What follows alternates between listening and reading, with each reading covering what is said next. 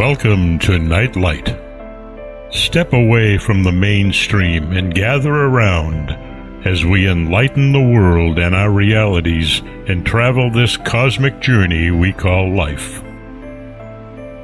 Join us as we share with you and provide that beacon that can guide us all to a better way. Explore with us as we examine a metaphysical montage of spiritual insights, covering everything from the mundane to the magical, UFOs to unicorns, and everything in between. This is a time of awakening, of sharing and evolving, of spreading our wings and soaring on the cosmic breath of creation.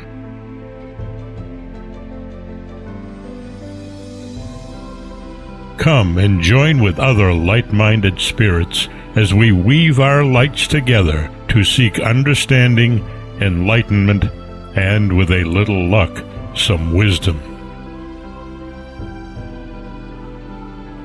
This is Nightlight, a reminder that you are never alone.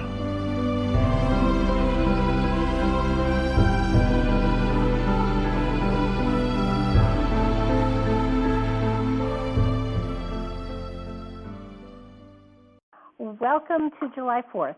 For a lot of us, July 4th is the day like any other day, and especially with the rain and cloudiness we've got here, it is a day like any other day. So hopefully there will be people out there who are having the same kind of happy 4th of July and be tuning in. I know that we have Great Britain here and we have South Africa, and hopefully we'll get Australia in here too, and some Canada, and of course a mix of the U.S. too.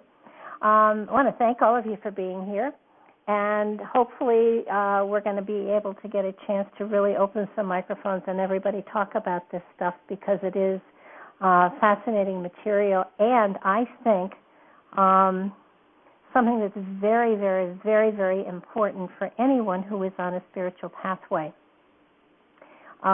Especially because, you know, these are laws. And when you talk about laws, we have government laws and we have religious laws and we have all sorts of laws that we grapple with on a daily basis. You know, should I park here? I can't park here. It's handicapped. Or you know, minor things. And, you know, those laws deal with the laws of man. And the laws of man have been known for decades to not be the best of laws. They are changed, they are switched, they are ignored, they are abused. There are people who claim diplomatic immunity and smuggle stuff, which is obviously against the law. And our laws are not absolute. They sometimes blink where they shouldn't, and the laws that we have instituted and created for ourselves as a species stink. But these are universal laws, and that's very different. And universal laws have to be treated differently because you don't have a choice. And that's the cool thing. If you don't like the laws here in the U.S., you can move someplace else. If you don't like the laws there, you can move someplace else. You don't have to. You don't have to stay there. You don't like the laws. If you can't fight them, and you don't want to join them, move. And you know, that's one of our choices. That's free will. But these universal laws, they are the principles and rules for governing human beings' conduct, which are universal in their acceptability, translation, and philosophical basis. In other words, these are absolutes. So it's something that we want to pay close attention to. And we went round and round and round in circles last night, and it was really kind of cool. These are rules that there is no way out of. They are absolute. They are always applying to our reality. And they apply not only to us, but every living, breathing being, thing on the planet.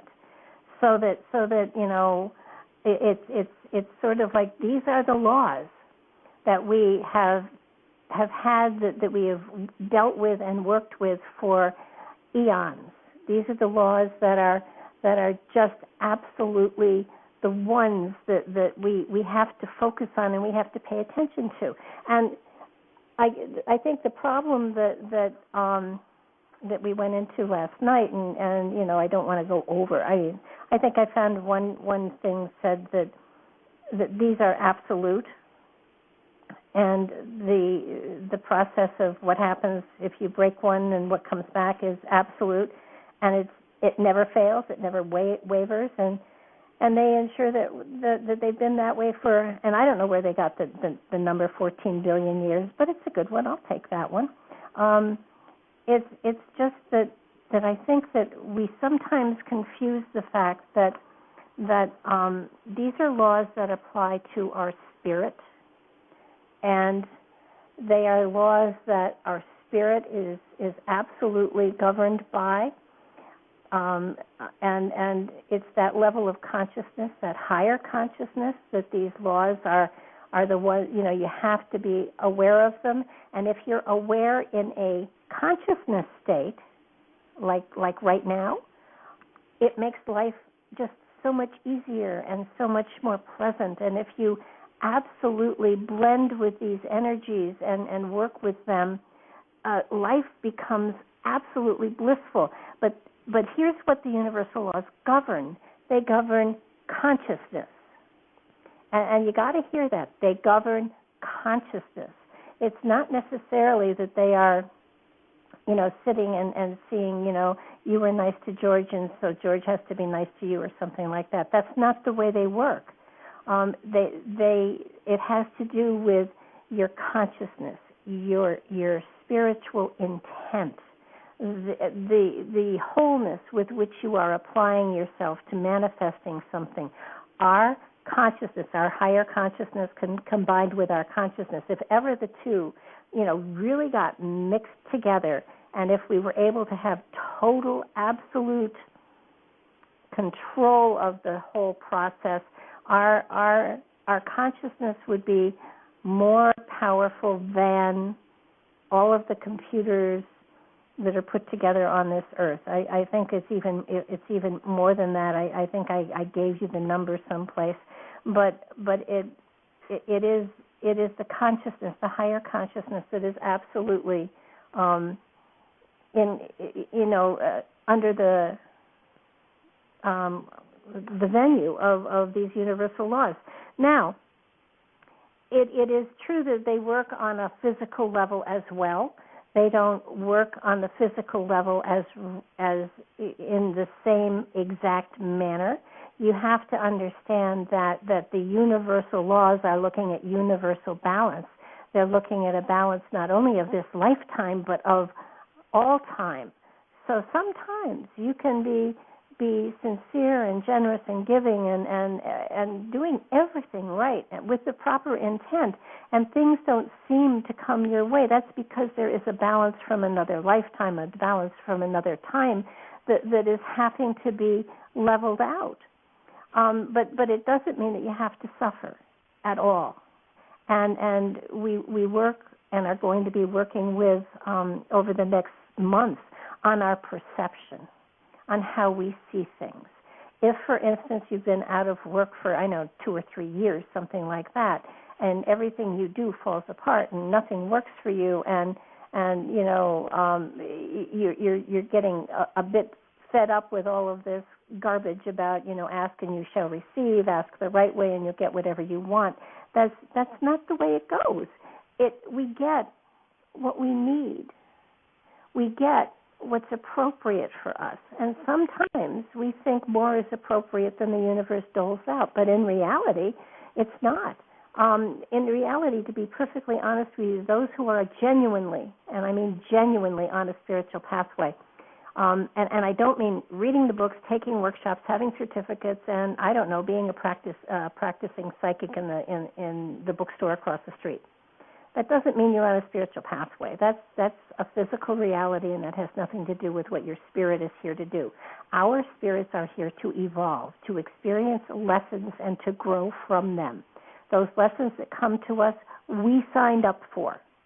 Before we incarnated, we picked parents, we picked situations, we wanted to expand certain areas.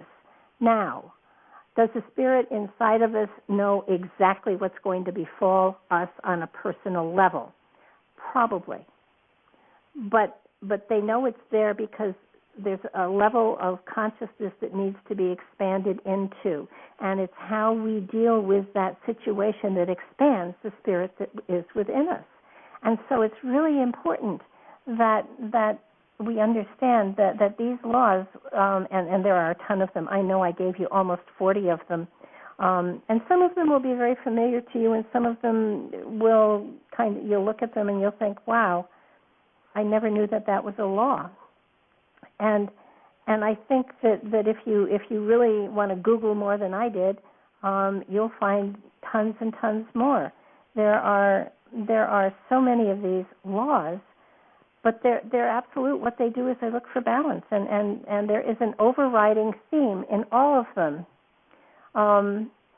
And yeah, it is hard to look at in a bigger picture, but you have to understand, as a spirit on a human journey, that's how we have to look at it. We are not just this little person in this singular lifetime. Within us is a spirit that has come through time. In us is a spirit that was created and is a part of the infinite spirit out there that created all of us and all of this. And we're on a journey through time. It's not a lifetime, it's time itself. So that sometimes we get so caught up in the I want and I need that we forget that there's a bigger picture here. And when we look at the bigger picture, when we understand that this is a growing learning situation, and bring our sense of humor into play, which is really more important than anything else, I think, because otherwise this all just can be miserable.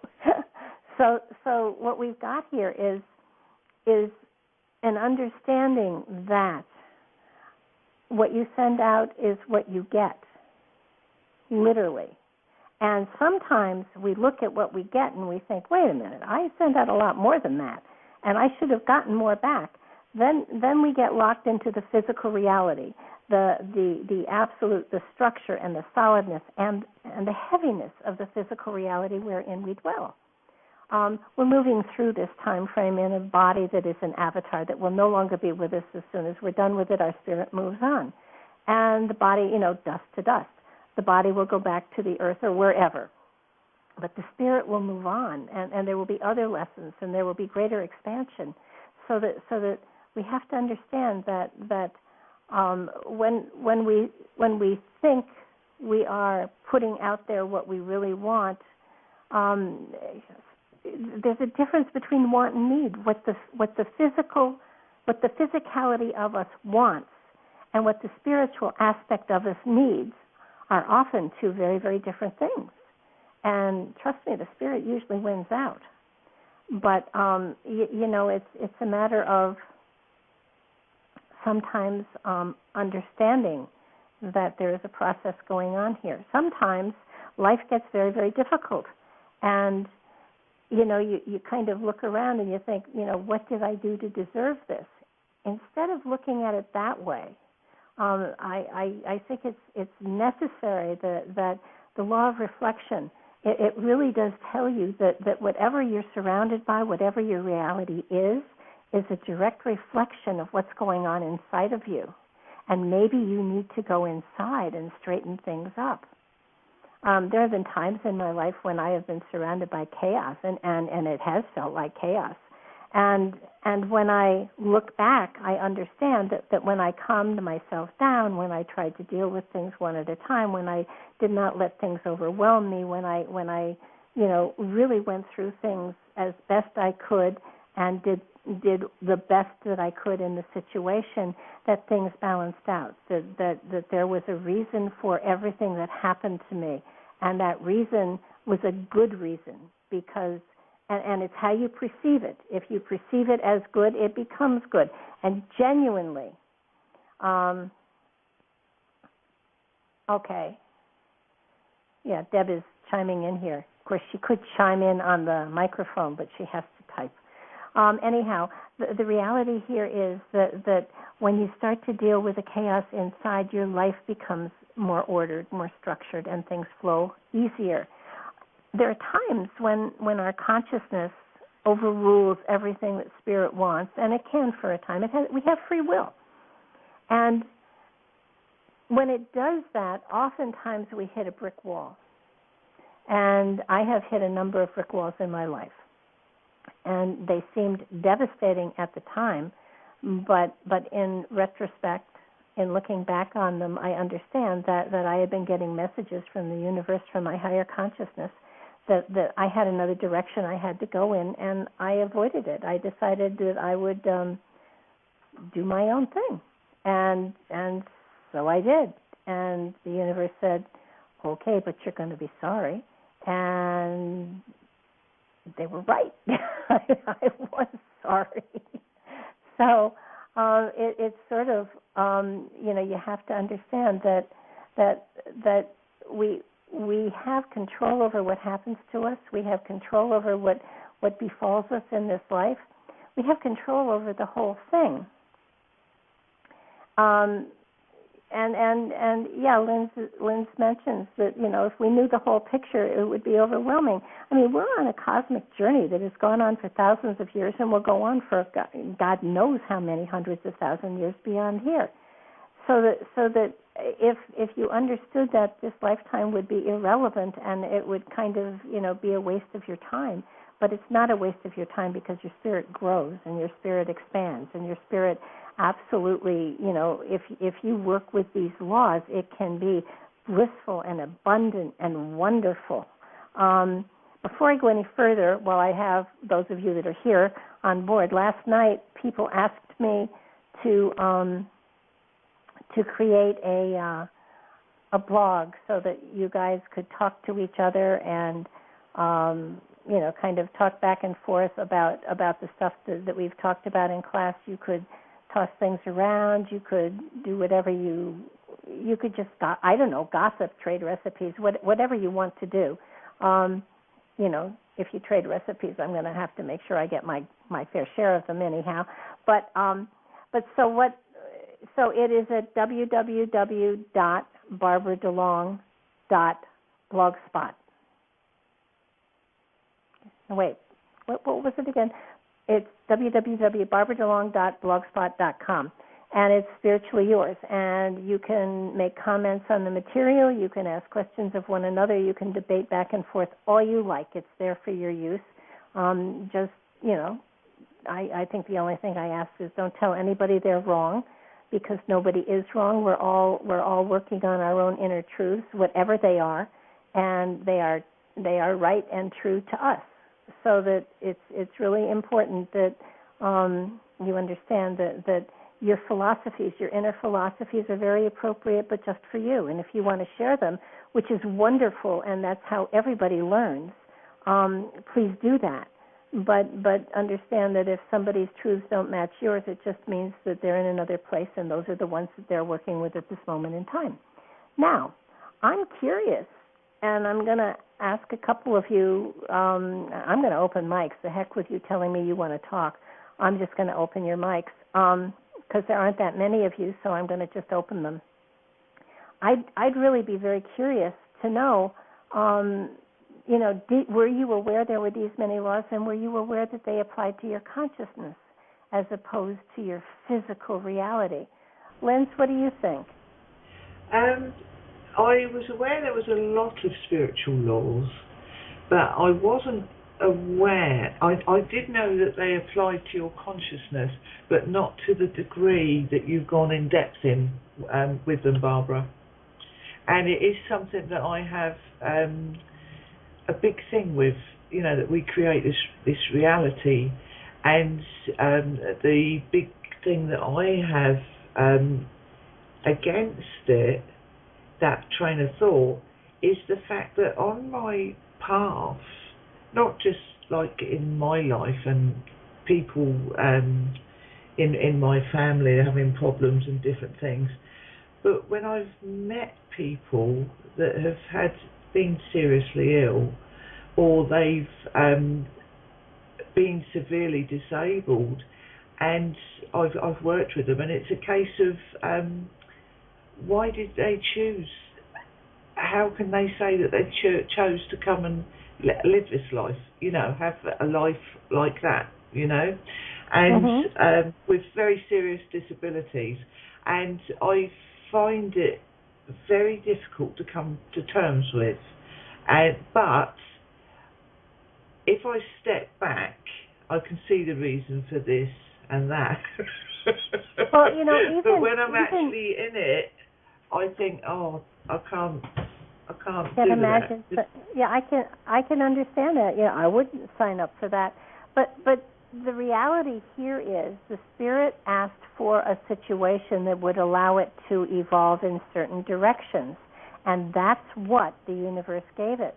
And it depends upon our perception in any given situation as to how difficult or horrible a situation is. I recently saw a video, and it went around YouTube, so maybe a number of you saw it, of a man born without legs and without arms. Yeah. And he is the most amazing, inspirational speaker I have ever heard in my whole life. He skydives, he surfboards. His comment was that at one point in his life he wondered, oh my God, I could never put my arms around a woman, and then he realized that he could put his heart around a woman, and that was even better. He has a rich, full, absolutely wonderful life, but it's because that's how he perceives it. It's not a disability, it's a challenge. There are people out there that have they've been terminally ill, and they have turned that terminal illness into an amazing example of joy, love, and spiritual understanding in how they have dealt with the entire process of passing into the next realm. So it's our perception, it's how we choose to look at these situations.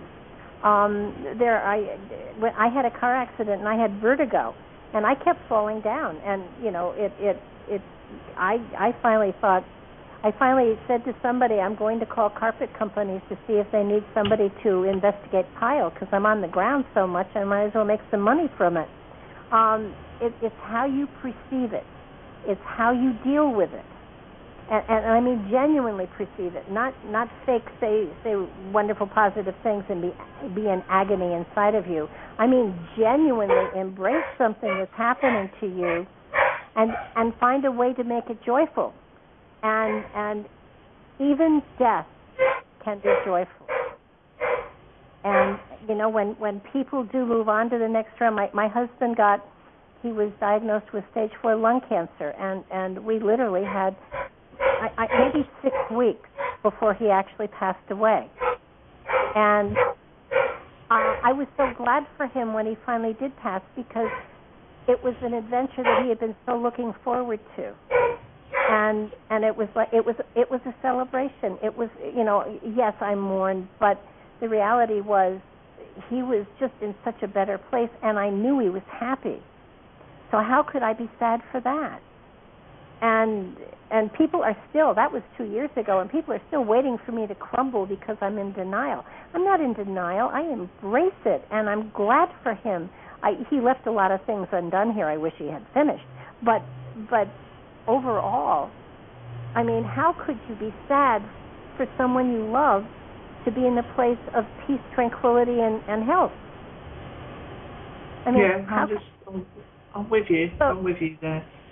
So no matter how bad the situation is, no matter how difficult, and don't get me wrong, for instance, if somebody loses a child, you don't start cracking jokes.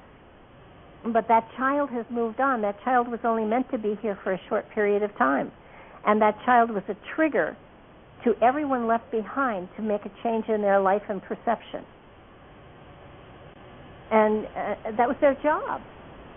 And would you have wanted them to spend another 30 or 40 or 50 years on a planet, in a plane, in a body that no longer had a purpose?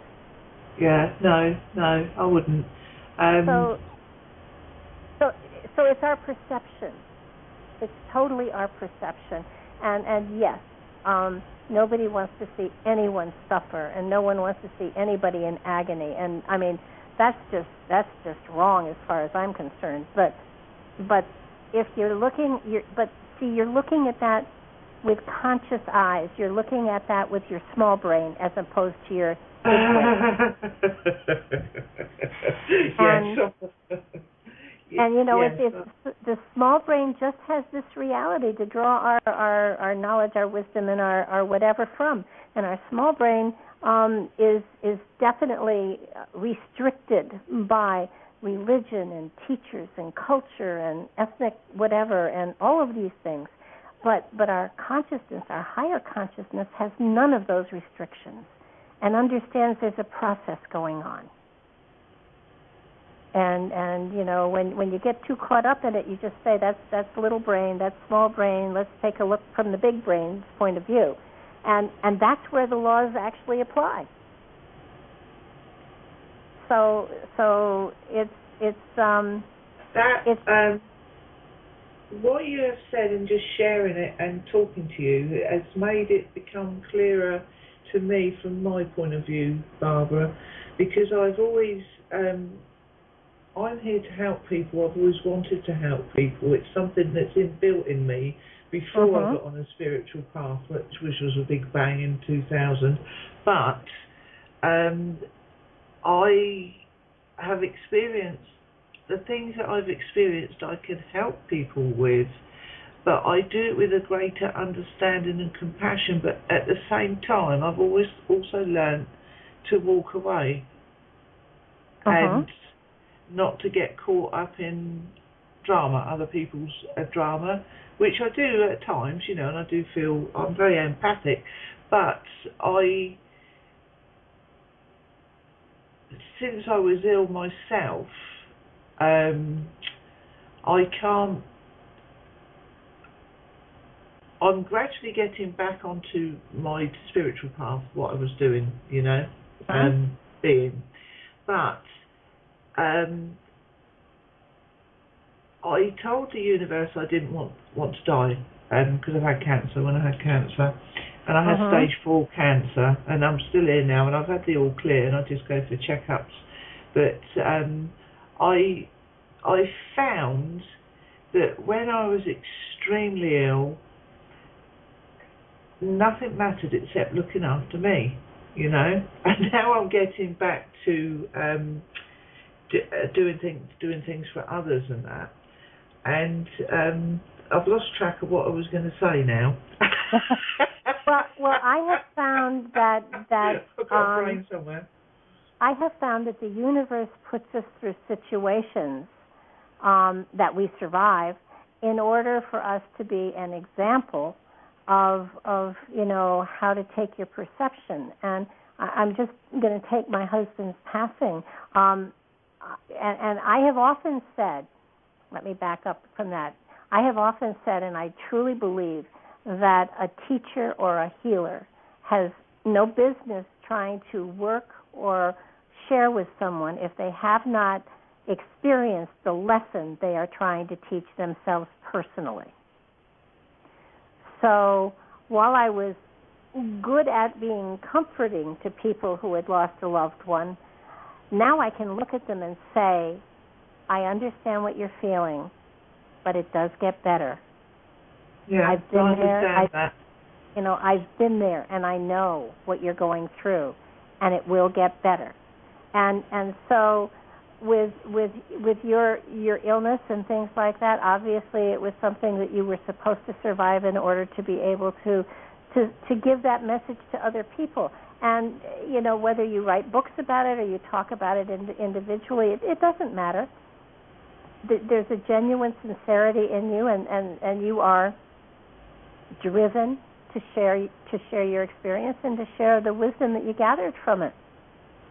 You weren't given it as a punishment. You were given it as a challenge, and there's a big difference. There's a huge difference. You weren't punished. I don't look at it as a punishment. I wasn't brought up with a strict religious thing that you get punished if you're ill. It's a punishment, and I can't think of I can't think that way, Barbara. But I know a lot of people do. They think if this happens and that happens, it's a punishment from God. But I can't look at it like that. No, and you know, if you look at the universe, no, and if you look at the universal laws, if you understand what's going on with these laws, and they are absolutely, you can't break them. It's so cool. This happens, then this happens. It's that easy. If this, then that. It's the law of cause and effect. You do something, and there is something that comes back at you in direct proportion. Quite often. Sometimes I think it's even better, to be honest with you. But it's really important for us to be able to understand these laws, and for everybody who signed up for this circle wanted to understand the spiritual, the aspect of the spiritual, not the psychic, not the intuitive, not all of that crap, but how do I understand this process that I am trying to follow if you don't understand the rules that absolutely are enforced without us and within us constantly? I mean, I gave you 40. There are probably hundreds more, and there is an underlying similarity. Every one of them, it basically says it's up to you. You are in charge. What you perceive comes to you. What you put out there, it consciously, with your consciousness, not physically, but with your consciousness. And your consciousness then, of course, does dictate a lot of the physical stuff you do. But it's your consciousness that these laws govern, not necessarily, what you physically do on a day-to-day basis. That's just how this avatar survives on this earth plane for this lifetime. But our actions are reflected back at us always. And whether it's a kind word or a kind gesture, or whether it is, not paying a bill and trying to run from it, I mean, these laws are absolute. There's no way around them. The Bible talks about them. Yogananda talks about them. Oh goodness. Just about every spiritual teacher out there can throw some of these laws at you, and some of them are worded just a little bit differently, but they're all absolute. And you can't. I mean, you'd absolutely tie yourself up in knots if you try to analyze everything down to the nitty-gritty, because these aren't laws you have to think about. These are laws you become a part of. Yeah. And so it's important you know they're out there. Yes, it is. Thank you very much. I mean, it's gonna be in effect, every waking and sleeping moment of your life. It's in effect when you're astral traveling. It's in effect when you're dreaming. It's in effect when you're comatose. It's in effect when you're in a coma. It's always in effect, and most of it deals with perception and how you are addressing your reality, how you understand the people around you, and the compassion, the genuine compassion that you feel. And this is one of those places where you can't bullshit it, because the universe will absolutely laugh in your face and say, go back to square one. Yeah. It's sort of like, I think I'm ready for this level of awareness. I've done everything that I need to do. I've taken all the classes. I got certificates. I'm a practicing this, and I'm a practicing Reiki master, and I'm a practicing all of these other things. And the universe will basically look at you and say, so what? Because the universe doesn't care about all that. That's all man-made physical stuff. It's the genuine level of your consciousness that makes the difference. And so that's where we have to focus. What is genuinely within us. I'm going to pull Carrie on. Hi, Carrie. How are you doing today? I'm good. How are you? Doing well. How do you feel about all this law stuff?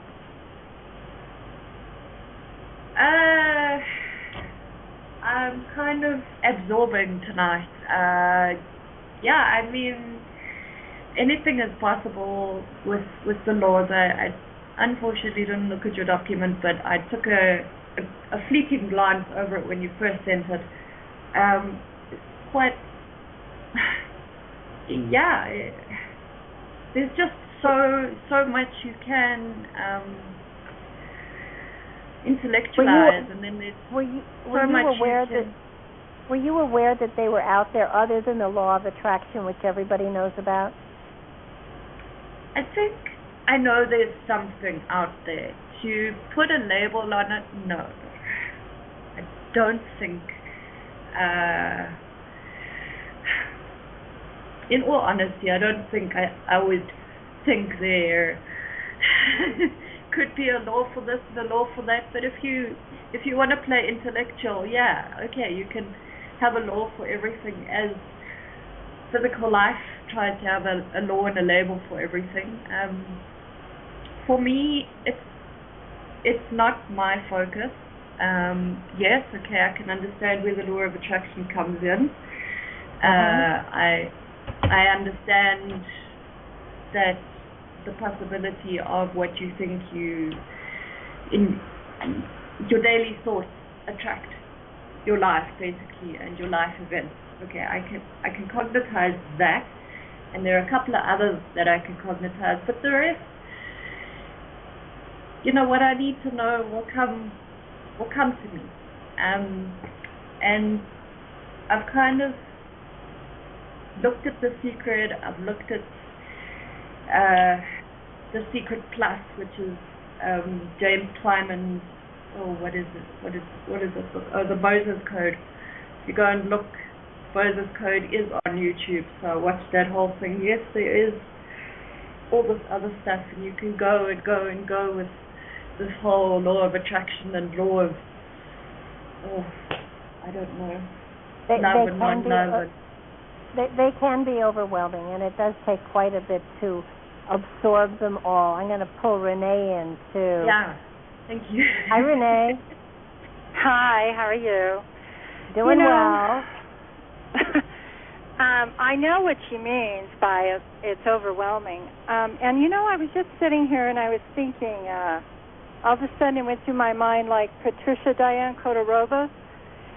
She's written quite a few books, and she has laws, too, in there, but she calls them by something differently. And that's where my mind was going, and then you unmuted me. But and I have her book. It'd be interesting to see. But I think some of hers are like purity and the same thing, cause and effect. And so you're right. I've always known that they're out there, and I've probably read them in different ways, throughout different times. And I'm like the gal who was just talking. It overwhelms me. I can't. I can look at them. I know they're there. I can get a concept of them, and then I just leave it alone. And I guess because I have just a hard time trying to. I just let my higher self and my higher consciousness guide me. I try. And I think it's not always easy, as everybody knows. But and I think that those laws, there's so many of them, but I think they all mean the same thing, and we all on some level in our consciousness we know them. And that's why, like, when you do something or you're feeling something, like I always feel my higher self come forward that is like an observer inside me that says, now, how are you looking at that? How does that make you feel? What do you see? And so then I can go back and say, well, I just acted like a complete dipshit, and I don't even know why. So, because if I put that out, it's going to come back, and it does, in different ways. And I think as you evolve, like when I think back, like when I was young, a young girl, I would have a freaking temper tantrum, right? And I would throw something or I'd break something. And if I threw like something like a ball or something that could come back, it would hit me in the nose. If I got mad and I was stomping off, I would trip and fall and hurt myself. So it was like change that perception even back then, but I didn't pay attention. So it's interesting the way that it works in our lives, and our perspectives are all so different. And I think that's the interesting part. But I do get very, very confused. I do. But I really liked it when you said that those laws change our consciousness. It's our consciousness, and right. Boy, that hit me, and I went, ooh, and then I aligned with it. I could feel the alignment of it. So anyway, that's kind of what I'm thinking.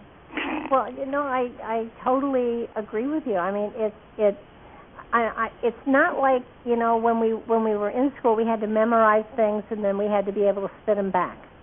And that's not the case here. This is not an intellectual thing.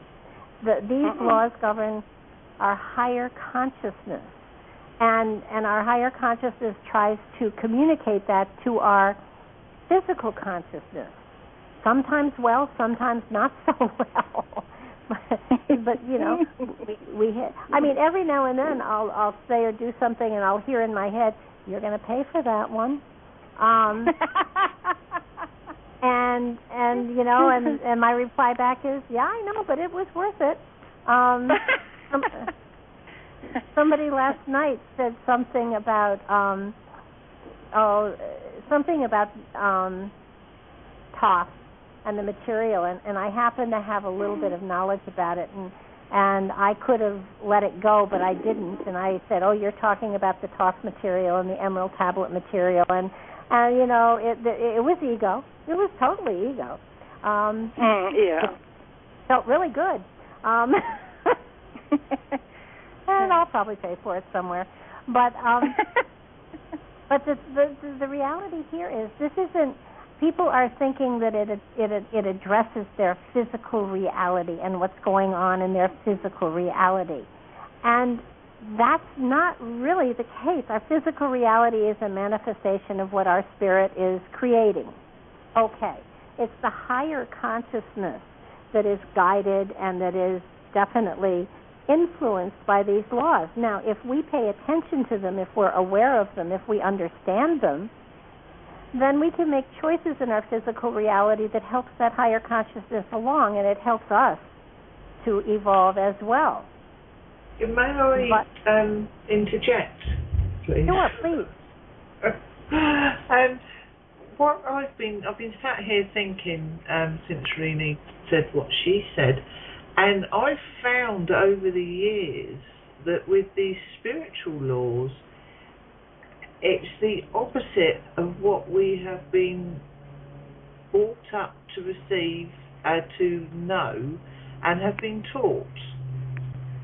In many cases, it's like things on the spiritual path are the opposite way round of what we've been taught as we've been growing up, in school and different things by your parents, and that's just a thought that I'd like to pass on to you, Well, if you I look think that's really true. Yeah. It's like people say, if you're angry, let the anger out and get out. Just let the anger out, and it'll do you good to let the anger out, which it does sometimes. But it's as okay as long as you're not hurting somebody else with that anger. But then sometimes you just get angry, don't you? Do you know what I mean? And you have a Paddy, and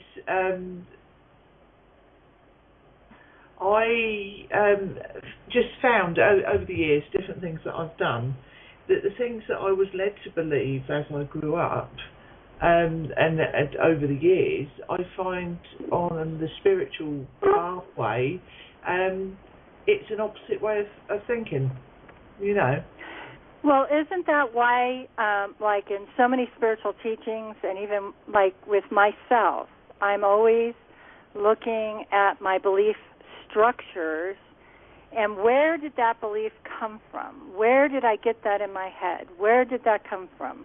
And I try to feel like where it came from. Did that come from when I was a child? Did it come from a past life?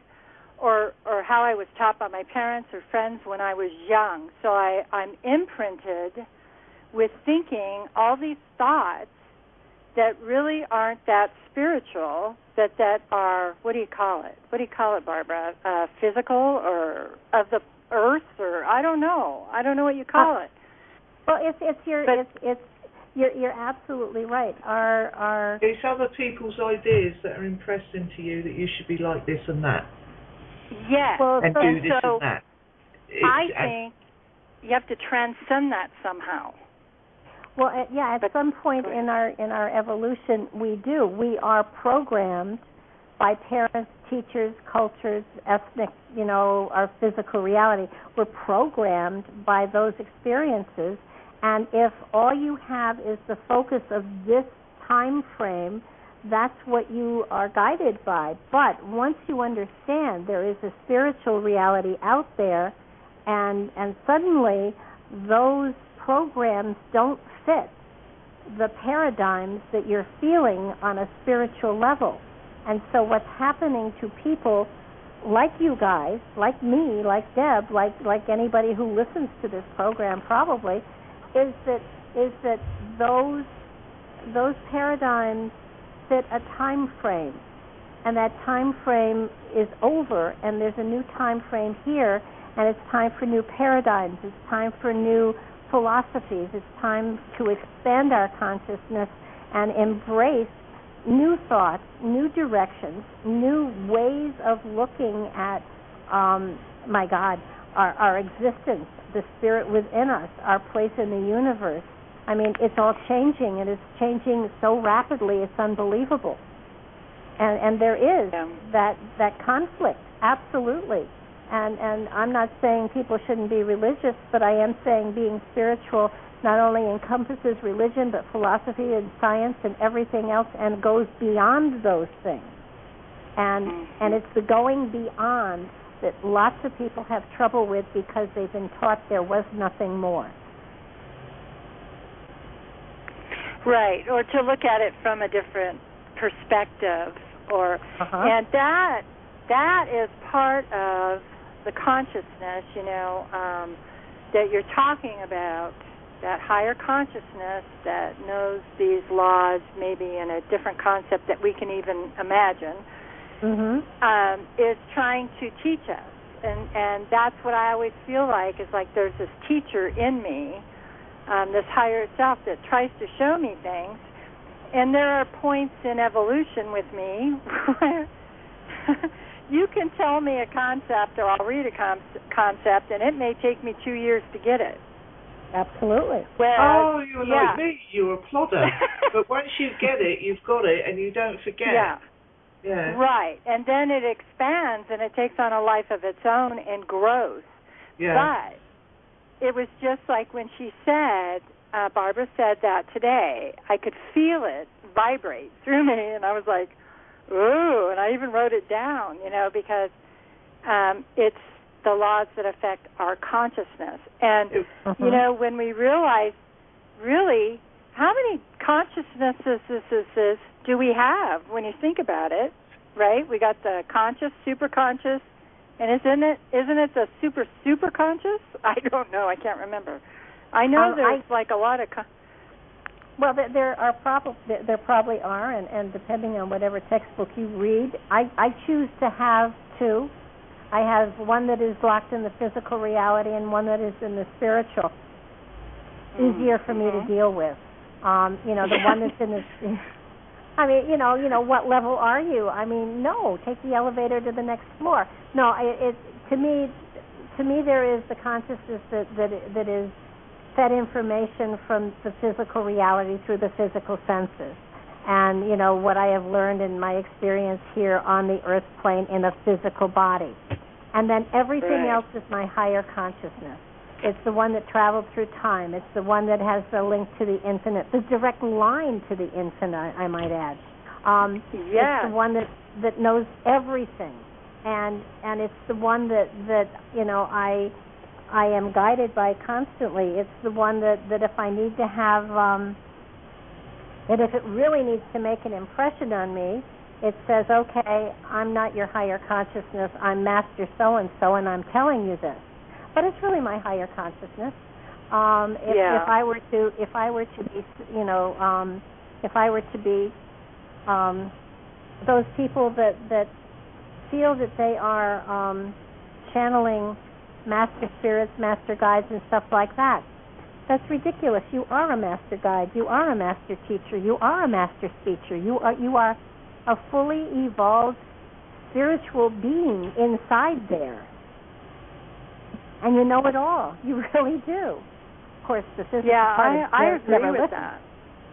And I think my feeling is that those that say they, for instance, channel Saint Michael, he's one that most people channel, they're hitting a level of consciousness inside of themselves that is the Saint Michael material.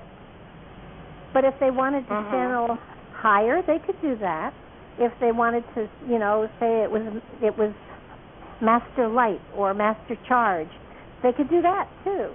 Because when people ask me what master I channel, I always say Master Charge. Master Charge? Oh, what, as in a big charge of light? No, Master Charge is a credit card. How is it? We don't have one over here. Well, we might do, but I don't know of it. So that's why you haven't run across him in the spiritual realm. Oh, that's very good. Can I he is unforgiving, I might add, too. Harry's just put, I channel Virgin Money, But our consciousness will do whatever it needs to get information from us. And if we won't pay attention just because it's coming from us, it'll say, I'm Master so-and-so, and then you suddenly pay attention to the information. And I think this started with people who were trance mediums. I truly believe they were not channeling that particular entity. They were channeling that level of consciousness from within themselves. Yeah. It wasn't that someone stepped in. And I try to say when I do readings and stuff that I'm getting this from spirit, and I mean I'm getting it from my spirit. I'm not getting it from somebody who's standing on my shoulder whispering in my ear, unless of course it's a dead person, and then I am. But it's we have to understand that instead of looking outside of ourselves for the guidance, the structure, the wisdom, the health, the whatever, it's all inside. And that's what all of these laws are saying to you. It's saying you're in control. You have complete control. Your perception will make... Go ahead. I had a complete epiphany about 15 years ago. Or so. A complete epiphany. Is that how you say it? Yeah. I read this book, and it was like the first time I had any inclination that I actually had, I don't know why, that I had chosen this life, that I had chosen this body, that I had chosen the parents, the whole thing. I'd set this all up, and I because my whole life, I felt so powerless. I loathed myself. That's a long story, but anyway. So, and I went through this, and I was just like, oh my God. And it wasn't that it rang true on a mental level, which it did, but it also was just so it held so much weight. And it was just like the heavens opened up, I swear to God, and it was like, light shone through, and people were up there going, yay, she got it. And it just changed my life. From that point on, my life changed because my perspective changed. And exactly. it allowed me to be free, and it allowed me to feel joy.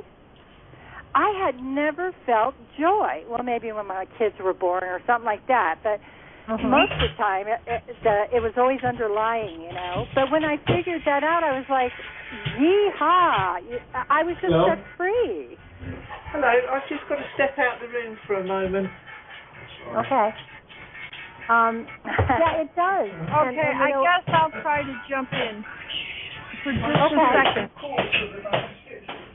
This is Deb, and I think what we were struggling with is what we understand is the universal laws, and then we find out, wait, we were only told maybe half of the universal law, if we even understood that it was a universal law, and that it actually had a balancing component to it. But what I posted with in the room is the Bliss Return. It's a WordPress, piece somebody put up. But I thought that it kind of made it, succinct in saying that it's the 21 sub-laws that is what I think we struggle with as our human component tries to understand. And I have it pulled up here. So it's like the aspiration to a higher power is one of it. Charity, compassion, courage, dedication, faith, forgiveness, generosity, grace, honesty, hope, joy, kindness, leadership, non-interference, patience, praise, responsibility, self-love, thankfulness, and unconditional love. Those are the sub-laws that we work with, and I think, this is just my own thing, but I think that's what we were led to believe was the universal laws when it's only a part of it, because they're listed as sub-laws.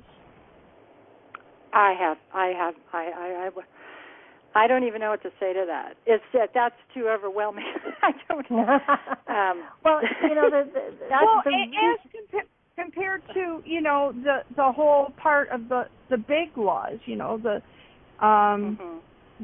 law of divine oneness. We are all one. The law of vibration. But with those laws, that whatever laws they are, I know that. Let's just talk about like forgiveness. Forgiveness is not something that most of us are just born with, right? We have to experience. You have to learn it. And have it done to us, and we do it to them, and then we do other things, and then we go, oh my God, I did that, and I want to be forgiven. So you can feel both sides of it. And then you have an understanding of that bylaw or whatever you want to call it, or secondary, or then and that's with all of them. As you experience them, they become part of your reality or your consciousness. Your consciousness finally gets through to the physical. So, yeah, I think. Okay, and then see, forgiveness is a big one to take, because I was assigned that one to work with in school before, and there's literally 12 steps to forgiveness, and most people only think there's one. No. That's a real okay. But what I'm saying, and there's a wonderful book out there. It's called Dare to Forgive, and the man literally he learned it, by living it. So then he kind of put it into words and into a book, and he says this isn't all of it, but this is to get you started.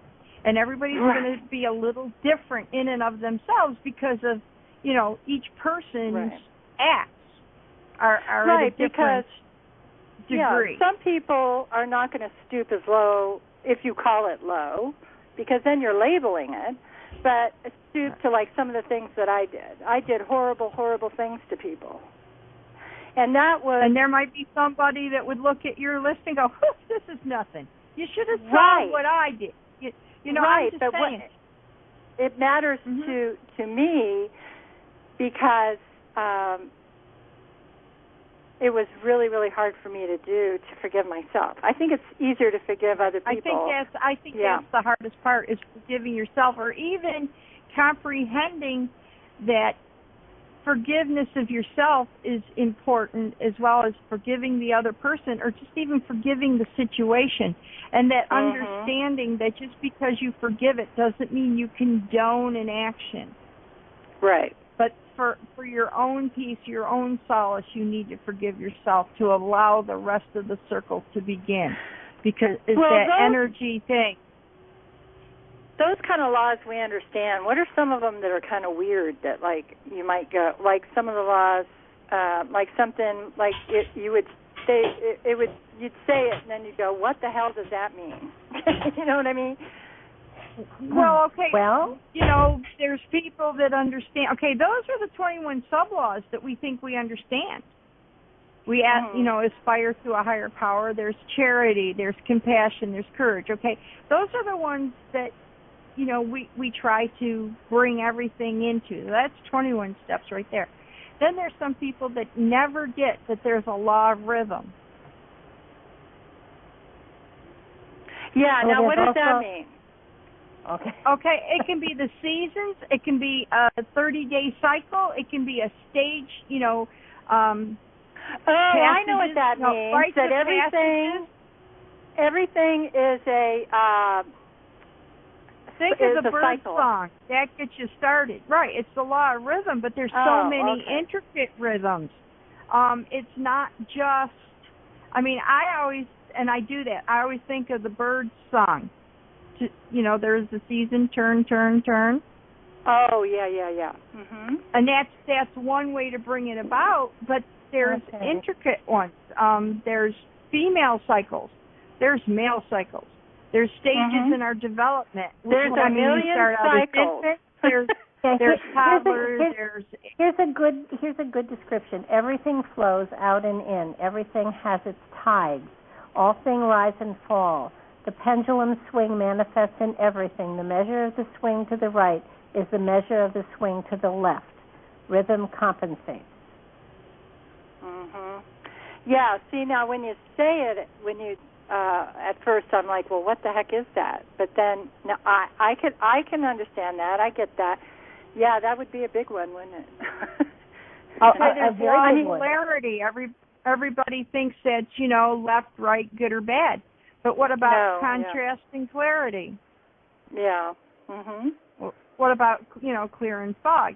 But I'm just saying they grasp onto like one aspect when there could be so many more aspects. But that's where I think this explodes on us, and then people just go, I can't deal with it, so I won't. Yeah, it's too much. But hey, here's a thought, Barbara. If, like, when we're on the other side, let's just say, okay, and we're these beings, okay, and we're light or whatever we are. Do the laws are there? They still, but why would we need laws on the other side? Or do we? Because we're still evolving. I mean, we're still, you know, on the other side. Of course, you know, there is total awareness, so that basically, of course, they apply, but there's nothing going on there other than, you know, kind of resting and getting ready to come back here. Because there's no male and female. There's no right or wrong, because it just is, right? Everything just is. So I see. No, wait a minute. I tend to look at it a little different. I mean, there are male and female on the other side. Is that what you're talking about? Yeah, but no, I don't believe that, though. I don't think that when we leave here and we go back to our spiritual higher self, that we're not male or female. We're just a being. We're a light being. We're just energy. But not we're just energy. But until we take on, this is my feeling. My feeling is we are energy, but we stay with the genders that we last had, and I'm going to put it that way, until we decide if we're coming back here or going on to a different reality and assuming the next, let's assume the next role, the next persona, the next challenge, I don't know how to word it, but that I think that also, and I'm going to say this about me, I think I also understand it that way because I'm finite, and it's the only way I could understand a shift into the infinite. Mhm. Another philosophy, and they're all right. And another philosophy is that when we go into the other realm immediately, we have more density than those that have been there a longer time, and the longer we stay there, the less and less dense we become until we do become absolute energy. Period. And at that point in time, then we make those choices, as Deb said. Do we come back to this realm? Do we go on to another realm? You know, we have we have infinite choices as to where our spirit energy takes us. And you know, if you look at the TOS material, those etheric energies floated in space until they saw something that looked like fun. I am, of course, I am trivializing it. They looked down and they saw the planet and they thought, God, that might be fun to play with. Let's go down there. They came down and they needed to have a form that would be indigenous to the planet and survive. And so, voila, human beings. Because this is what works here on this planet. If they had seen another planet that looked like, I don't know, the Seven Dwarfs cave, which I think was amazing. I mean, it just, you know, they had faceted gems in the ceiling, for God's sakes. Anyhow, but then that planet, the atmosphere may have been completely different. The gravitational pull may have been completely different. And so whatever form was needful for that environment, that etheric body took on. So and I think that too. I think we're like that. I really do. I think that when we're on the other side, I go with that concept there, where you kind of diminish, because I know when I talk to spirit, that's what it feels like too. And you can tell the difference between someone that's been on the other side for 10, 15, 20 years. They're way different looking than somebody who passed a year ago. Absolutely. So they look different. They communicate different, and their feelings are different. You know, it's like they're looking at you going, what the hell are you talking about? And so I think that's and I like the idea that I'm flying over, looking around, going, hey, I think I'll try that out for a while, you know? Well, you know, I think it's that much joy. I just wonder about how those laws fit into that. Well, they are universal. In other words, wherever we go, whatever we do, they're there. You know, whatever we perceive that reality to be is what it becomes for us. If we do something that is awful, it will come back at us. You know, there is the cause and effect. It's a spiritual law, but it rules our spirit, which is within a physical form. So the physical form is getting the results of the lesson that the spirit is needing to learn. If you are out of work for 5 years and struggling and stuff like that, you know, I hate to say it, but your consciousness, your personality is really mad as hell. Your spirit is learning something, and that's the important thing. And if you perceive this as, you know, and every now and then I speak to my spirit and say, are you sure you want to learn this? Couldn't we learn something more fun? You know, hey, come on, this sucks. I'm ready to move on to the next level, aren't you? Because I'm ready. You know?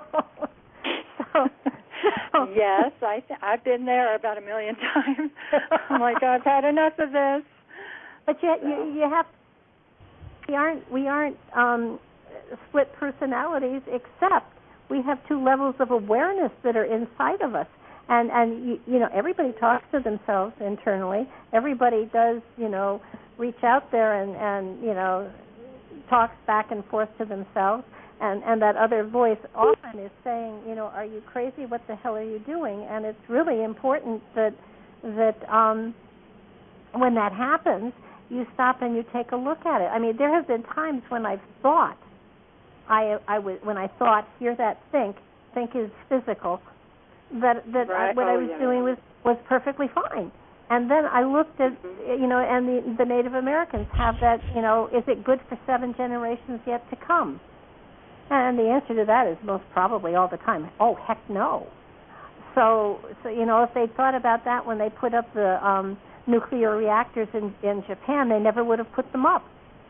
Yeah, if the law was you had to follow this for 7 generations, what could possibly happen? They never would have done it, and the planet would have been healthier. Do you know that there was who was I talking to?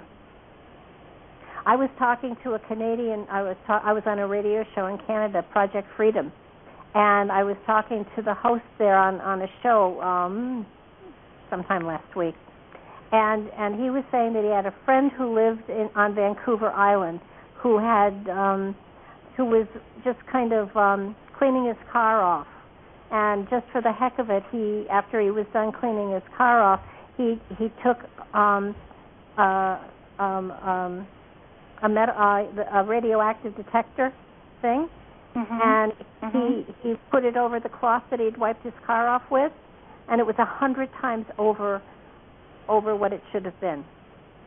Oh, and my goodness gracious! That was from the Japanese fallout, the nuclear fallout. Yeah. So again, again, an example of that wasn't a good idea, and humanity is going to suffer from it. So, but is that like karma then, cause and effect, or? I mean, okay, I got lost. Well, the law of cause and effect says nothing ever happens by chance. We reap what we sow. Every action has a reaction and a consequence. It's more the karma thing. But there is a law of correspondence. So everything has a corresponding principle. But so I can see as an example the Fukushima thing. Is that right, Fukushima? Yeah. Okay. Close enough. And then, but the cause and effect, what's the good that's going to come of that? Oh, I know. More knowledge about it, because we see what happened with it, right? Right. That's the good that came of it, is that we got educated from it? But we also have a lot more to deal with in consequences. There's law of compensation and there's law of correspondence. Yeah, and you got to understand that there are fisheries on Vancouver Island that are now closing because the fish are not there anymore because they've been killed by the radioactive water that is constantly flowing back into the ocean. So probably that occurrence is going to follow us for centuries. For centuries. We will have to adapt our way of living because of that event. Now, if we don't learn from it, if we repeat it, we will get the same result for hundreds and hundreds of years. So it's sort of like, we're going to have the same sort of effect due to the Gulf oil spills. It's not the same effect, but it's in that realm. No, because but it is. There is so much being killed off and will never be the same, ever be the same. Right. I got that, yeah. And that those things are happening for us to learn about conservation and how to do things differently, supposedly. Well, those things are a result of man's free will doing something that probably was against nature. And when you stop to think about it, all of these things have come from major corporate entities who are out for profit and gain. And so then you have to look at humanity as a whole, and you have to think, are we being ruled, are we being guided by our spirits or by our greed? And if it's greed that is definitely at work here, then there is a balance to that. If you are greedy, if you take from others, then they will take from you. And if we are allowing it to happen within our lives, then we are allowing this. So we are responsible on some level in some way as well. As individuals, we have put them in power. Right. So, yeah, that's true. We have the way to make it stop, I guess, by voting so in then the we have to go people, back to action. Right. Then we have to go into action and put into motion that what we want around us. To manifest the things we desire, we have to engage in the actions which support our desires as well as our thoughts, dreams, emotions, and words. We have to actually put the energy into it to get that wheel of energy started. Energy begets energy.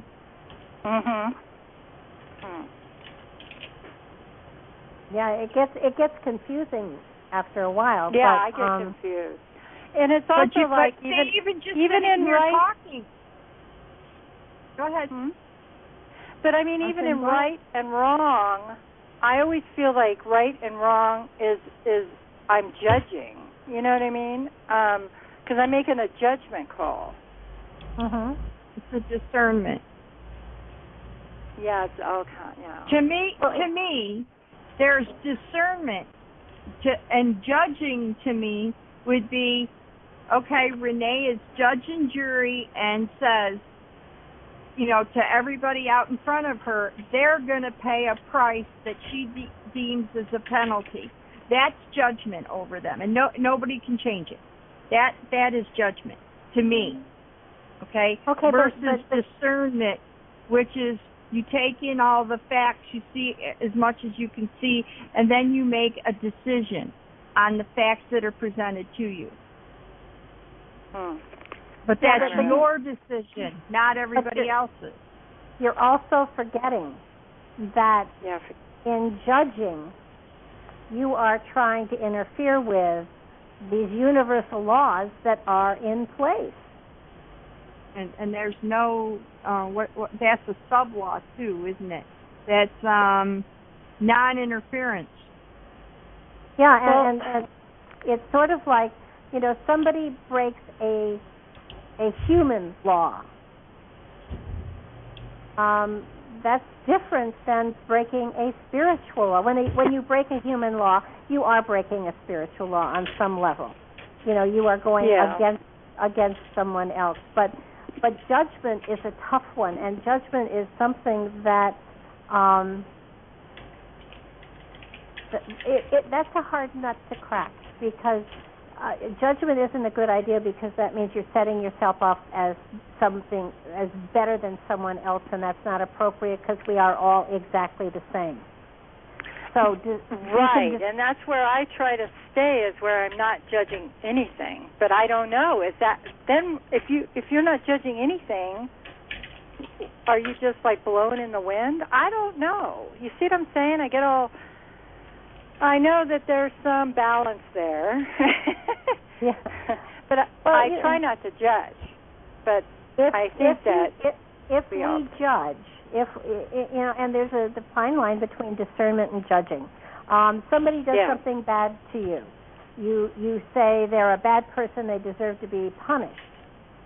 Or you become discerning and say, that's behavior I don't want around me, I'm going to withdraw from it. The universe will take care of the rest of it. Yeah, there you go. I'm not going to participate. Exactly.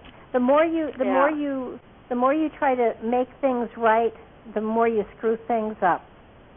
Yeah, that sounds about right. That's a good description. Yeah. So that you can be discerning and remove yourself from something that you don't feel right about or that you don't agree with. And it's okay to say, I don't agree with this, I don't think I want to play with this anymore. That's okay. But judging is a tough one, because we all do it, and we do it naturally, and we've been taught to do it. So it's a matter of, stepping back and saying, all right, this doesn't work for me, I'm just removing myself. On a personal level, I think they're wrong, but I'm not the one to tell them They have to figure Right. that out themselves. So see, you know, then you can do that on a bigger level too, and that's what I mean with all these. There's so much going on in the world that is so messed okay, well, up. But I mean, look at the oil spill. All right, the company responsible for that, you don't have to use their product. You can intentionally go to other places. I mean, there are things you can do. You can write letters of you know, displeasure. There are lots of things you can do, and if everybody takes that same attitude, eventually their stock goes down and they get the message. Yeah, that's true. So that and let's go with governments. I don't like this person. Well, you know, did you vote? Nah, I didn't vote. I didn't feel like it. Well, then you don't have a right to complain because you didn't vote. Or if you did vote for the other party and nothing happened, that means that maybe you need to take a more active part in making sure that that person is not elected again. Not speaking against him, but speaking for someone else. So yes, we have power. We have lots of power.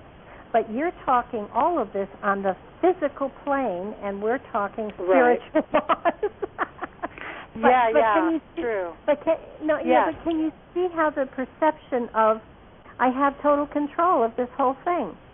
I just need to be able to perceive it differently. But the laws do apply to our physical reality as well. They absolutely do. Somebody screws with you, walk away. You know, I do. I don't. You know? Yeah, well, and most get of the time. even or whatever. No, that's not for me to do. The universe, honest to God, will take care of it. Walk away.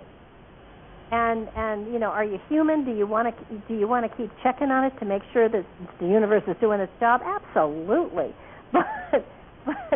But you know, don't mess with it. Don't get involved in it. It's not your job. Yeah. And our job as, you know, as physical people on this plane with the spirit inside of us is to try to deal with the lessons the spirit has drawn or signed on for or put in front of us. And to do it with integrity and love and compassion and hopefully be able to embrace some of the garbage it throws at us. You know, sometimes when I think, you know, when I go back to that totally etheric place, I want to take a list with me and say, remember what this did last time? You know, I was just, I don't know who I was talking to. I think it was Jen Young. I was saying, I think when we get together with, you know, people that we've incarnated with before, energies that we've incarnated with before, we might all kind of go to the local, I don't know, cosmic juice Maybe bar. Maybe that's what Life with You is really about. Well, that too.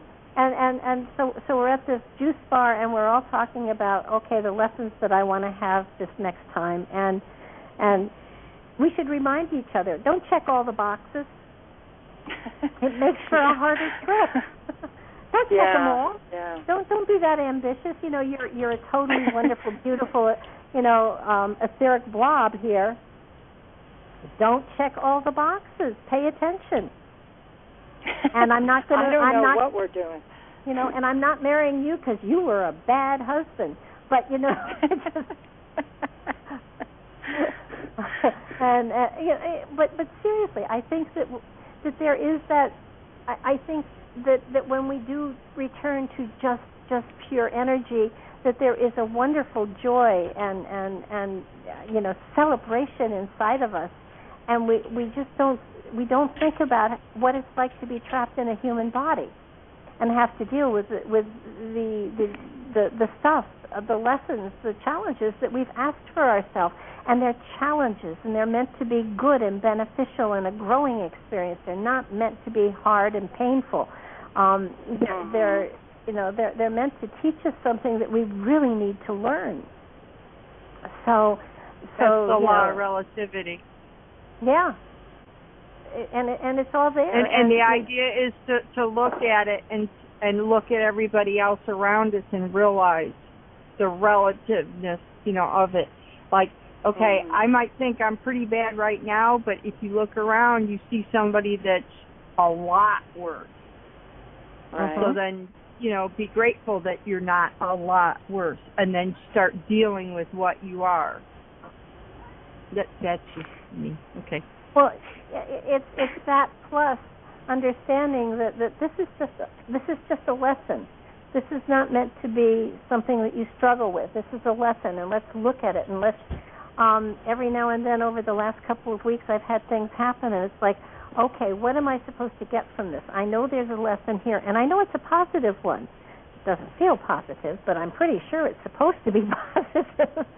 and find out what, and sometimes subtlety is lost on me. but and grow from it, and not feel sorry for myself because I've got this lesson that I'm learning. But let me learn it all. I don't want to return, and I don't want to do it again. So let me learn it all. Whatever the details are, put them out there. Give them to me. So we can get on with whatever comes next. Absolutely. Yeah.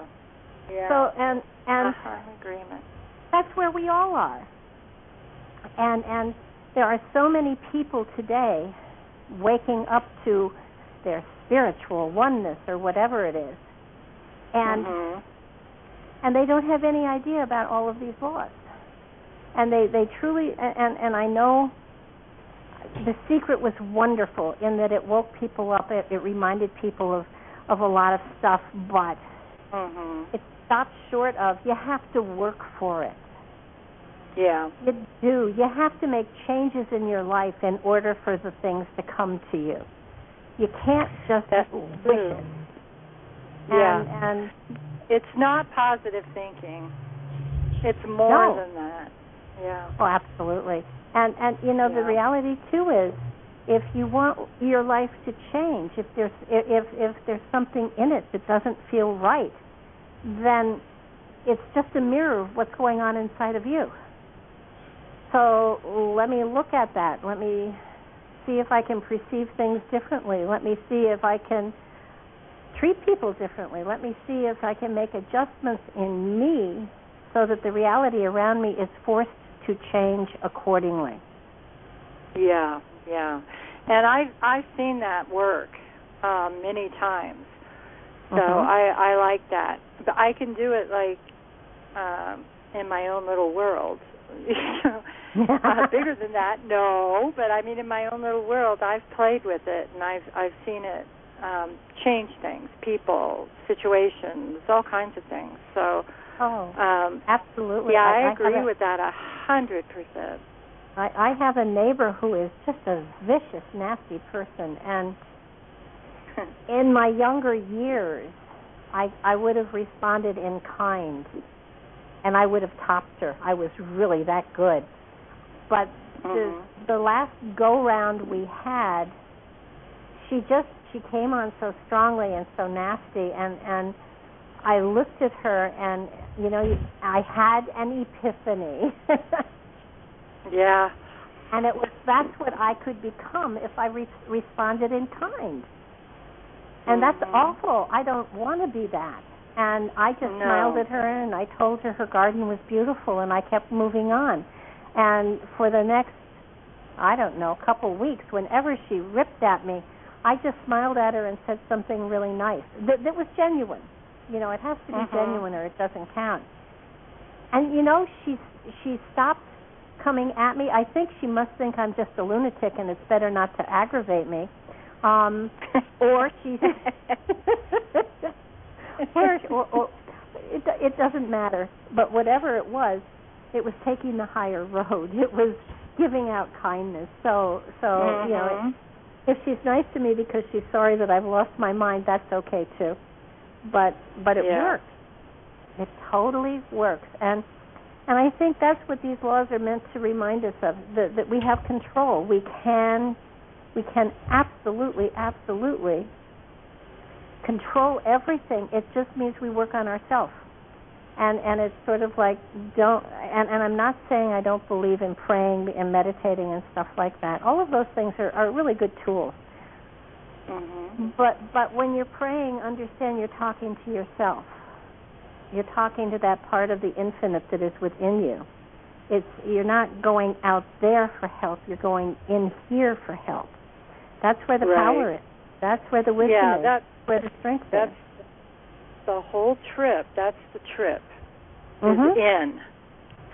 And I think that it's interesting too to watch people when they think it's all on the outside, and then to see them slowly start to change as they realize that it is on the inside.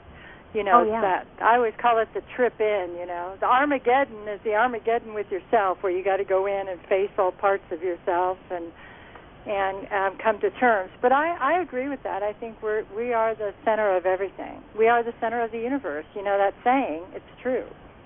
Well, and that other phrase that, you know, Patrick used to say it. Now, I don't know where he got it from. I'm pretty sure he got it from someplace, not because he isn't worthy of these kinds of things, but I'm pretty sure he heard it and repeated it. We are who we've been waiting for. Yes, I agree. That's a good one. And yeah, it really is.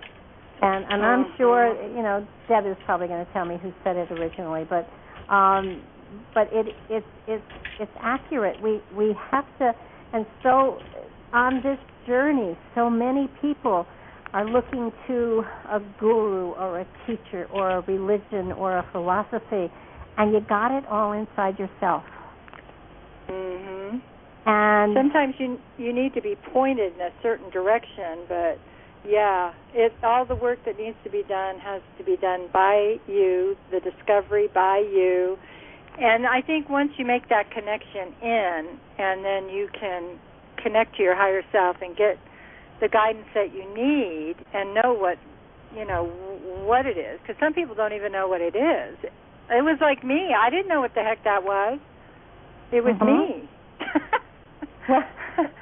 Well, I mean, they could stand there and tell me, I'm you. I've had, I don't believe in guides or anything like that either. And I've had parts of myself come to me and go, I'm you, you're me. It's just a different perspective of you. And I'm like, oh, I get it. Yeah. Well, I get it. I'm a little hard-headed sometimes. It's a tough one. Because we've been taught that by so many that we are you know, small and servants of, and you know, I just sinner. You're a sinner. You know, we're only that if we allow it. If that's how we perceive ourselves, that's exactly what we are. But and with no disrespect to religions, you know, I just feel that why should I let someone else take away my power when I have it as well?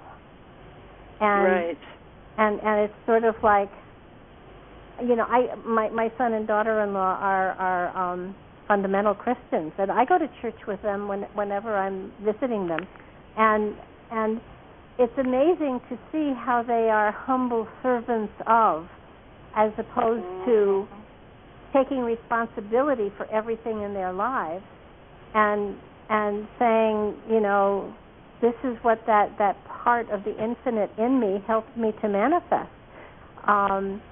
You know, people's belief systems are their belief systems, and they're entitled to them as long as they need them.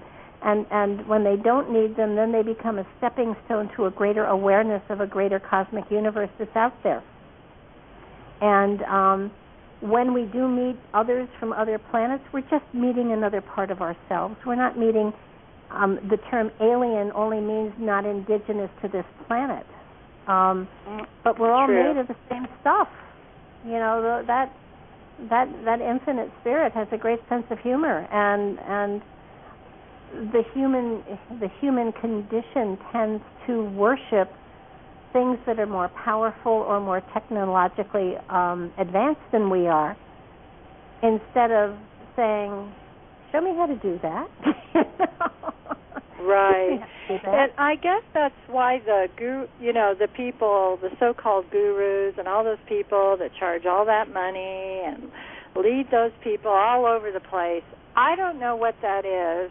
I think that it's not wanting to believe in themselves, or they're searching, but it seems like they're searching, yes, but they're keep looking for something outside, and they keep looking for a quick fix, and they're going to fix it for me, and it does. I don't think spirituality is like that. It's not somebody doing it for you. It's you have to do it. Like one time with my teacher, I spent 10 years with, and I had this being with me all the time since I was a little girl. And she goes, you know, and I said, well, I got to get him removed. And she said, well, what are you asking me for? And I said, well, can't you get rid of him? And she said, no, that's part of you. It's part of you that is trying to show you something about yourself that you need to learn in this lifetime. So pay attention to it. And when you've learned it, it will disappear. And that was a really good lesson, because it was part of an ego, part of a male ego of me. And it was just the most obstinate, childlike thing I'd ever seen. And so we had some discussions, and then I integrated it within me. So it will always be with me. And I know that when it pops out, the ego's getting too big, it's time to get it in the back seat again. And then I look at things, and I integrate again and bring him in and integrate him as part of me. But there's always something I'm going to learn. Well, you know, and I think you've brought up a very important word, and that's ego. That's, you know, personality and lower consciousness stuff all rolled up into one. And very often our ego tries to pretend to be more spiritually evolved than it is, and it gets us in trouble. So how do you personally discern between higher consciousness and the ego? The ego, and it was so interesting too, because I could hear him. It's a male figure, and I could hear this male ego talking. You're so wonderful. You're like a star in the sky. You're so special. You are this. You are that. You are this. You are that. And I'm like, oh, my God, shut up, you know. And that is the ego. You, and you're special, and you're this, and it's a bunch of BS.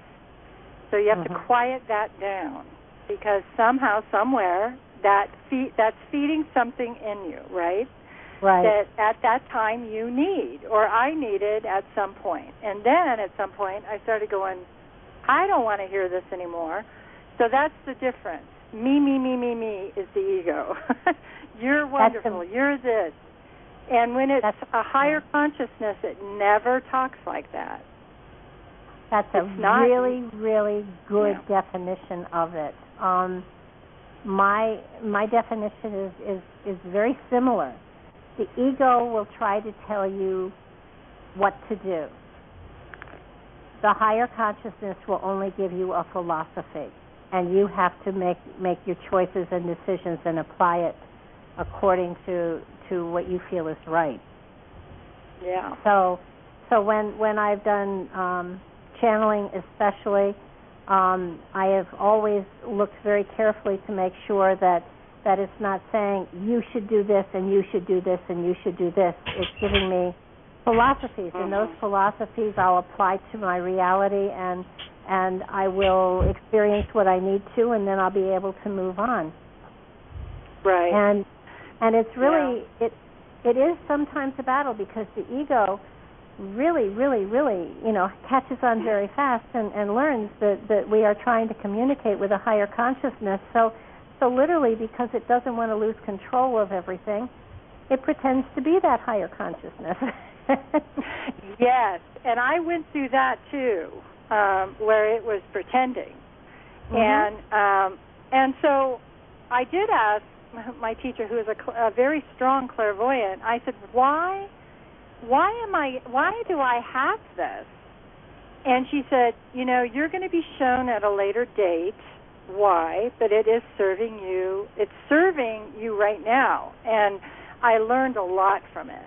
I learned that at any moment, he's right there, you know, that part of me, just right, the male side ego of me is right there, ready to go, you know, and tried to tell me things before, and I kind of went for it, and then I went, wait a minute, this doesn't feel good. It doesn't feel right.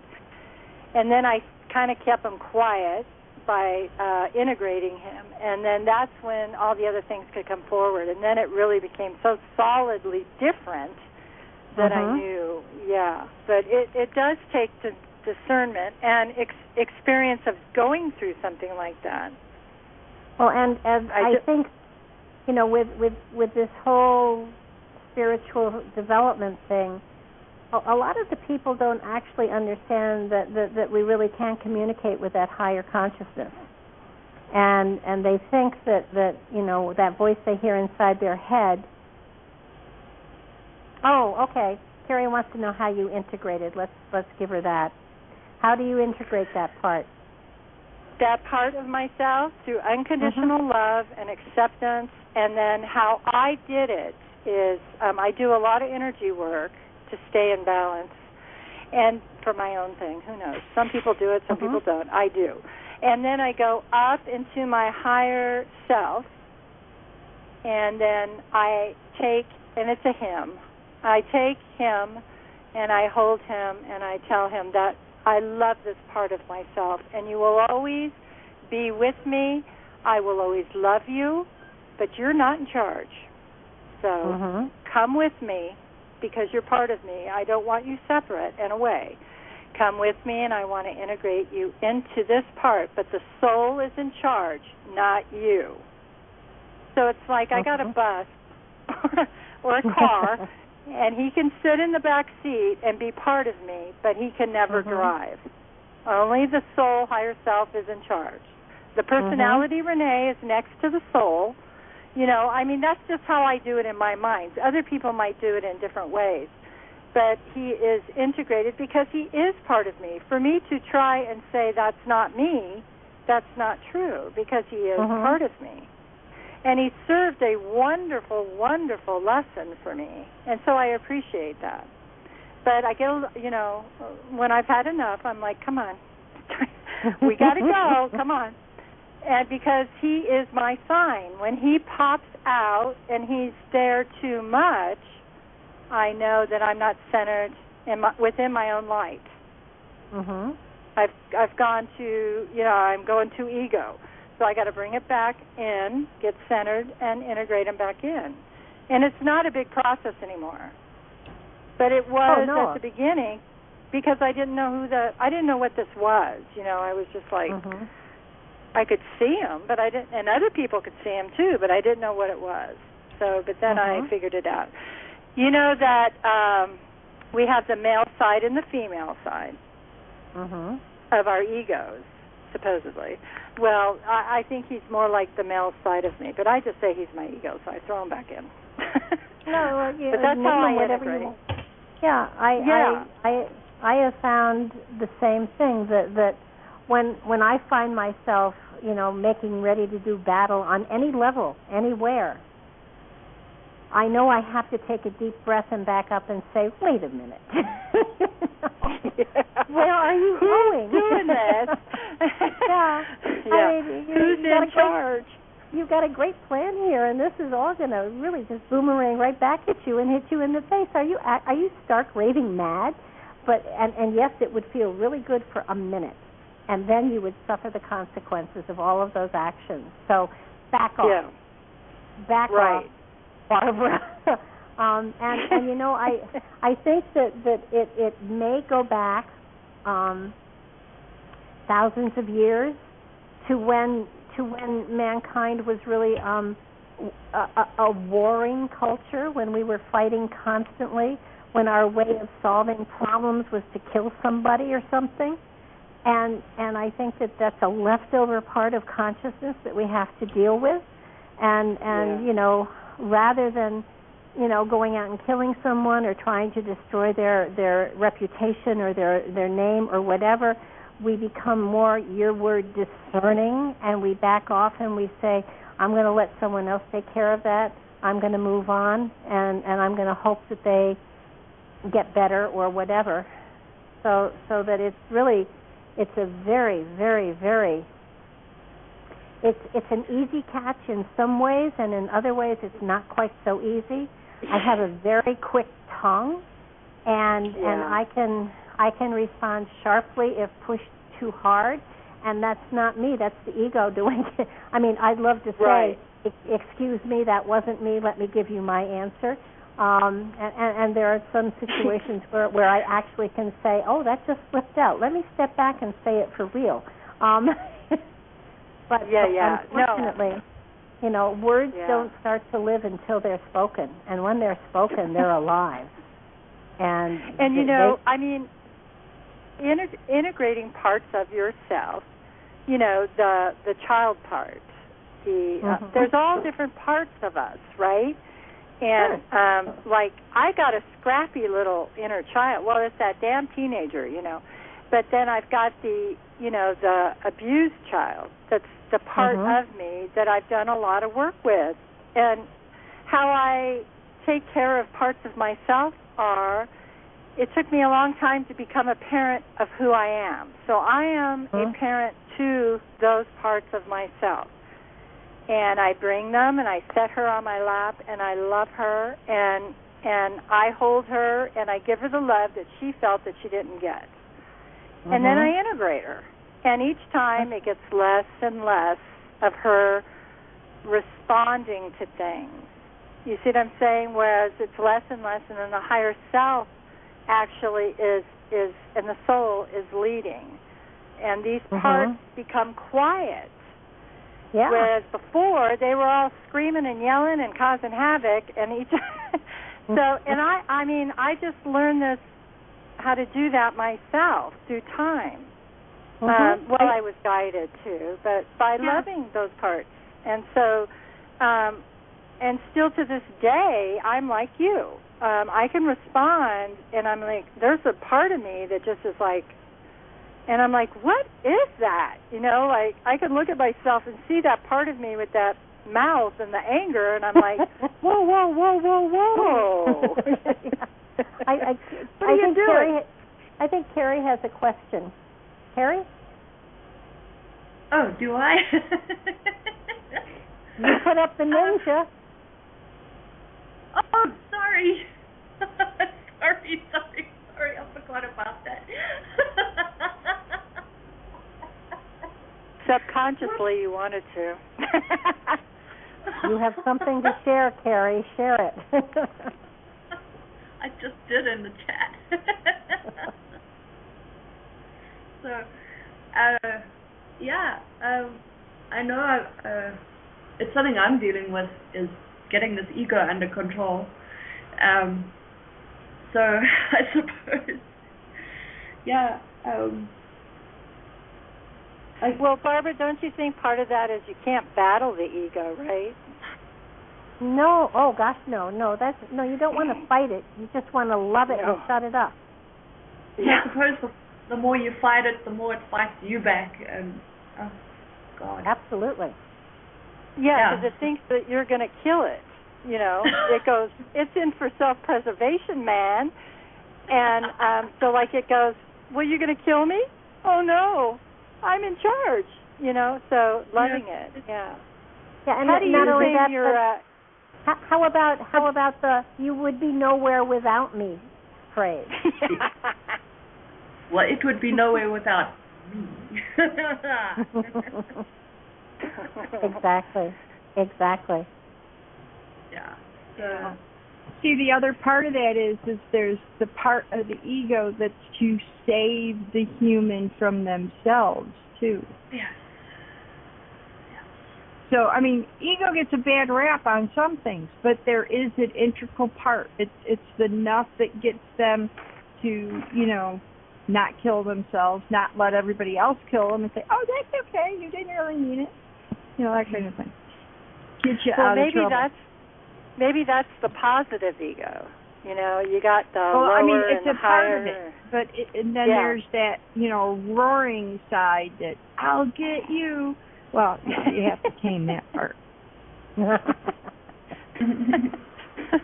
I think mine's a ninja warrior. I don't know. Well, Yeah. I think the ego is it's important. It helps us to manage a lot of situations here. I mean, if we were totally in our higher consciousness, I mean, we would have all been trampled to death and used by everyone, and we would just smile and say, "That's okay. I'll get to next life, and that will be it." But this, this is our reality here, and this is our consciousness of this reality, and it's an important part of us. It remembers names and places and dates. It remembers the important things that the spirit really doesn't care about, and it keeps us functional within this reality. And without it, we would be we could probably go to a mountaintop someplace and meditate for the entire lifetime, but I'm not sure we'd be able to really accomplish much of anything. So the ego, and I think most of us have spent a lot of lifetimes, I call it staring at our belly button, or like you say, going on a mountaintop. And that's not what this life is about. This life is about being amongst people and still staying balanced, still being able to but being practical about it. Because like you said, we'd be a pile of mush and the world would just run us over if we didn't have some kind of ego. So it's the balance. That's what I always think it's about. Exactly. And being spiritual and in your higher self is not, it doesn't mean, please walk over me, please take advantage of me, I'm going to allow this, I'm going to let everybody walk with dirty boots through my flower garden, so to speak, It means, be in your, I don't want to say power, but it is almost being in your power, being in your... It is. It absolutely is. Yeah. And it's your ego actually that helps you to stand up for yourself when others don't do it for you. That's you need the ego. It has a good idea of your worth. It doesn't understand the total worth, but it knows that if you're abused, it's not going to have as much fun as if you aren't. Yeah. So almost any person that you talk to that is being made a victim of some sort,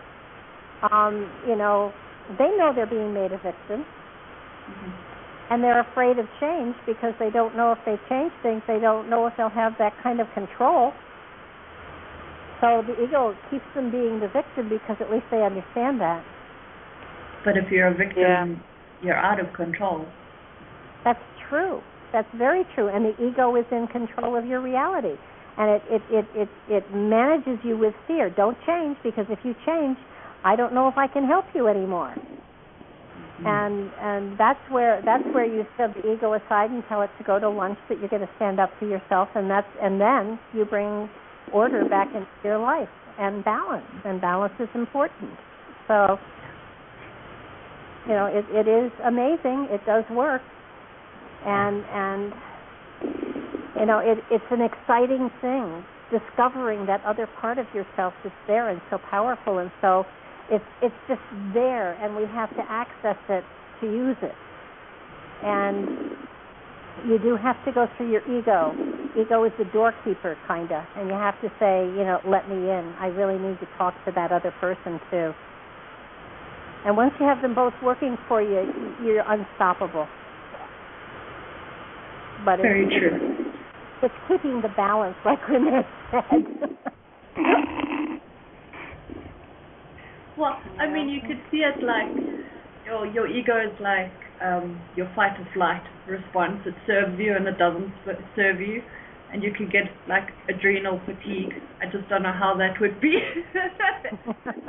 Playing dizzy, like ego overdrive, maybe.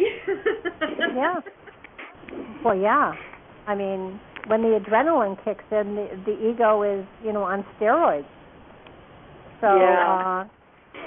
And I've been there. That's what a panic attack is. If you've ever had a panic attack, that's your adrenaline going crazy, and you don't know why, but you kind of figure something must be wrong, and you try to imagine what it could be, and you go so crazy it's unbelievable.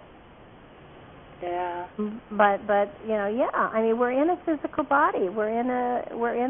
Our vehicle as far as the spirit goes, probably antiquated.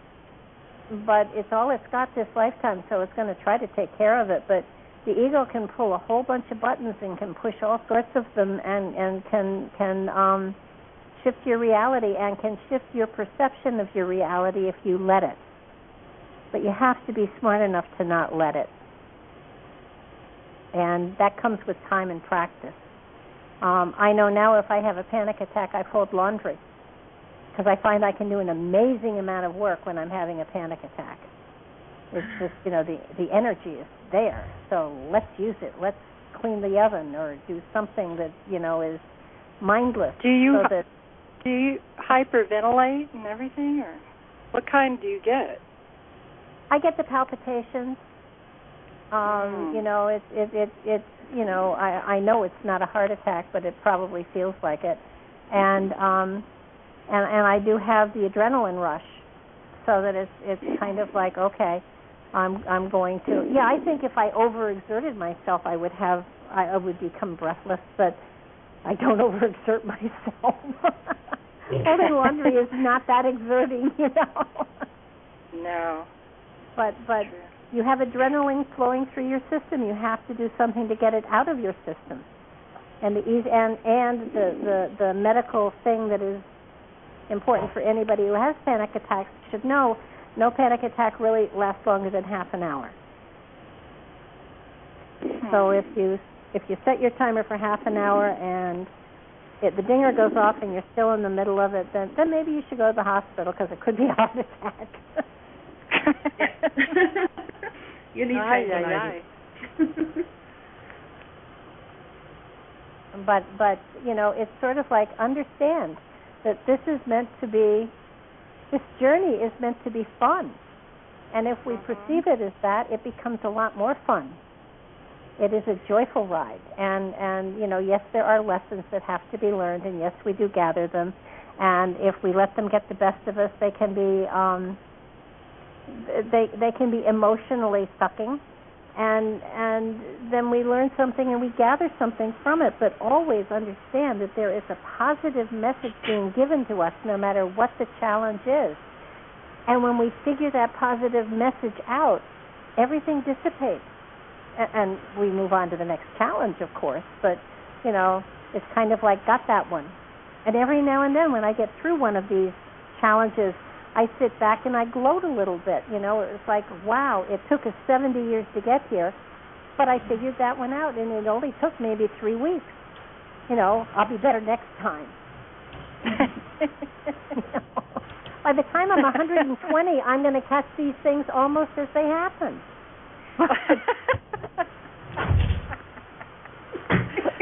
Oh, God, that's a good one.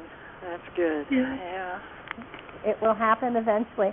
Well, listen, we're out of time, guys, but thank you so much for sharing.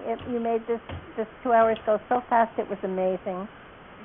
Thank you, Barbara. We're going to look into